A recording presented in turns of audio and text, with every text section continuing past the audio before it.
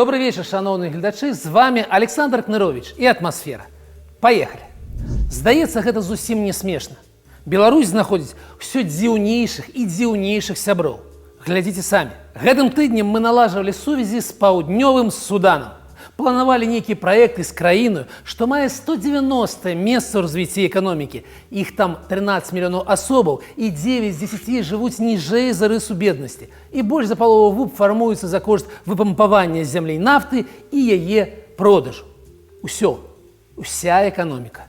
Гэтая краіна атрымала незалежнасць у 2011 і ўсе гэтыя гады там кіруе нязломны лідар Салва Клір, вядомы тым, што 1,5 года таму абмачыўся прылюдна на публічным адкрыцці новай аўтадарогі падчас выканання нацыянальнага гімну. За 6 журналістамі, якія пусцілі ў эфір гэта відэо, ганяліся ўсе мясцовыя спецслужбы. Цяпер цудоўны Салва, наш сябар. У гэтай краіне даўно і шчыльна сядзіць Кітай. Пампуе і вывозе адтуль, што можна. У мяне пытанне да лукашэнкаўскіх чыноўнікаў. Вы Сі Цзіньпіня сабраліся там, у цэнтры Афрыкі, абгуляць. Што ёсць у вас такога, чаго не мае сёння Кітай? А яшчэ ж начальнік Камчаткі да нас прыязджаў. Губернатар Камчатскага краю, грамадзянін Соладаў.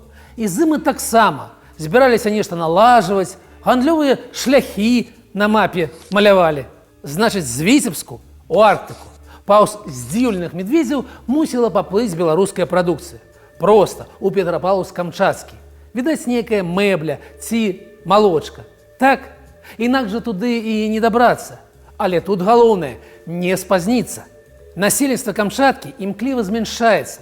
На пачатку 90-х было 500 тысячаў. Цяпер засталося каля 280. Гэты рэгіён меншы за любы з беларускіх абласных гарадоў і бяднейшы. Так што трэба спяшацца, пакуль яшчэ не ўсе з Камчаткі разбегліся. З Беларусі пайшоў Кранаспан. Гэтая назва мала што кажа звычайнаму жыхару, аднак уплыў гэтай аўстрыйскай кампаніі на беларускую эканоміку быў на парадак, без жартаў, большым, чым таго ж Макдональдсу.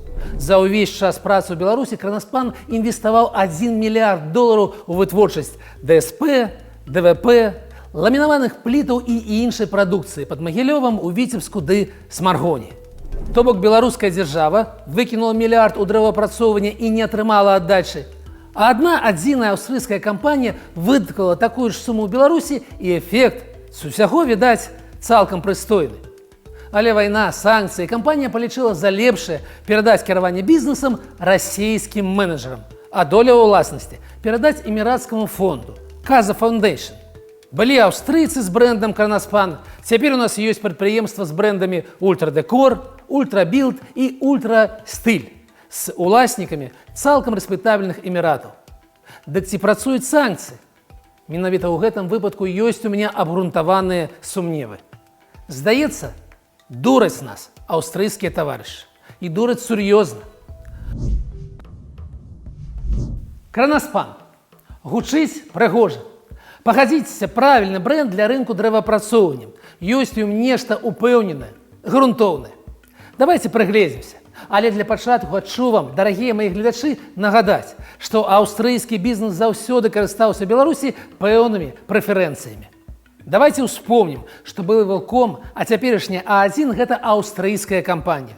І Прыорбанк доўгі час уваходзіў у аўстрыйскую групу Райфайзен. І любімыя ў Беларусі якасныя сухія сумесі цэразід – гэта таксама Аўстрыя, Хенкель, хоць і вырабляюцца яны ў Заслаўлі.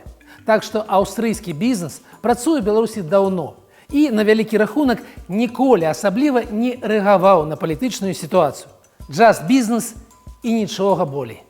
І калі надышлі ваенныя часы, калі з'явіліся тыя самыя спісы кампаніяў з несяброўскіх краінаў, у якіх нельга было проста так, без дазволу ўраду Беларусі, распараджацца долямі, уважлівыя чытачы таксама не знайшлі там некаторы з гэтых найбуйнейшых для Беларусі кампаніяў. А чаму ж гэта?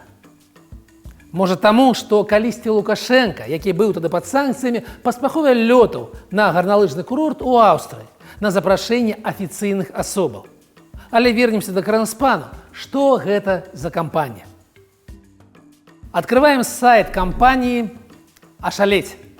14 тысяч працаўнікоў, 123 краіны прысутнасці і 40 вытворчых пляцовак. Ну, малойцы ж. Сапраўды, Калі не лідеры, дык адныя з лідараў галіны.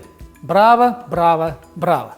Толькі на адрозненне ад стандартнай еўрапейскай кампаніі вы не зможаце знайсці двух пунктаў на вялікім прыгожым сайце, датычных уладальнікаў і фінансавай справаздачы кампаній. Гэта вельмі нязвыкла, гэтак не прынята. Зазірнём Вікіпедыю, у яе нямецкі сегмент. Там ёсць інфармацыя пра кампанію, сцвярджаецца, што яна заснаваная яшчэ ў 1897 годзе ў Аўстрыі, і выручка яе яшчэ ў 2015 годзе была 4 мільярда еўра. Гэта вельмі шмат. У Беларусі няма такіх кампаніяў. Але хто ж яе уласнік? Вікіпедыя піша, што гэта прыватная, непублічная кампанія і ні ўласнік, ні кіраўнік яе не пазначаны.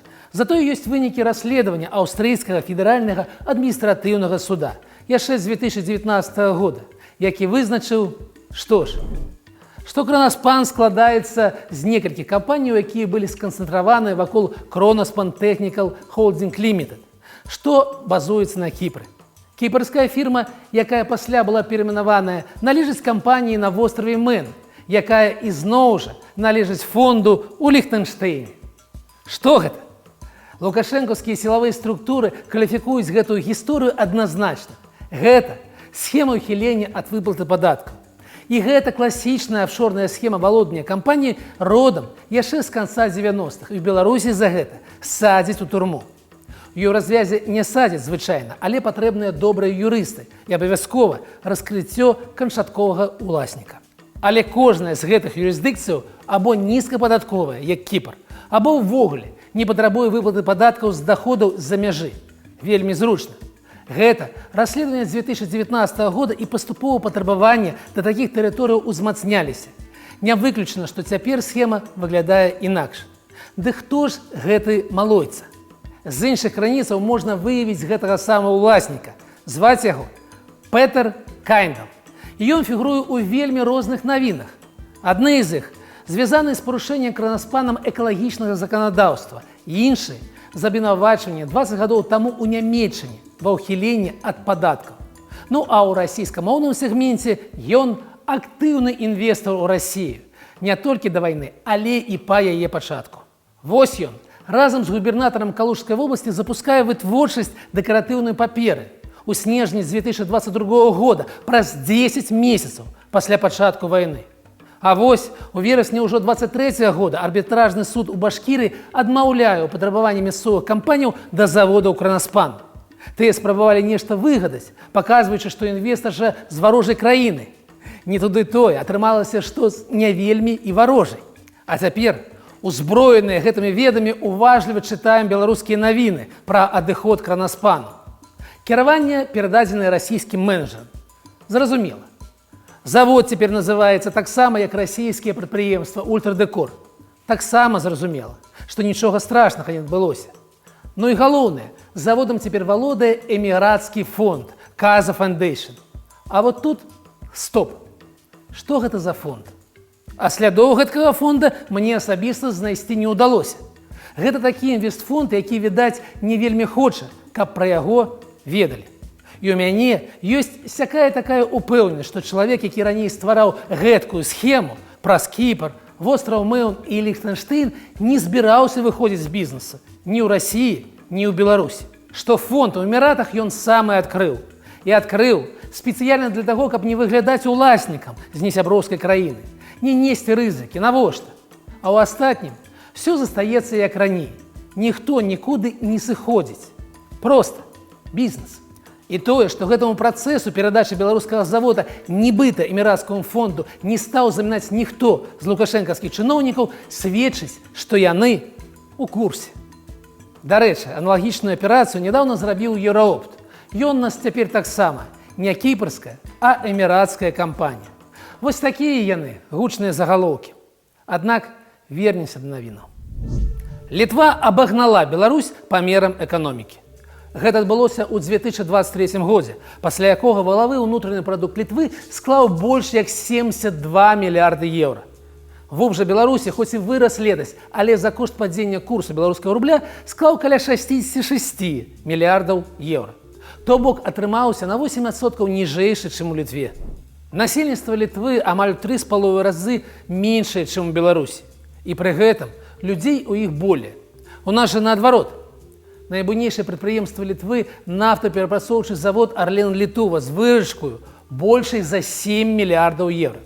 І выплату ў бюджэт Літвы падаткаў і акцызаў больш чым на $500 мільярда евра.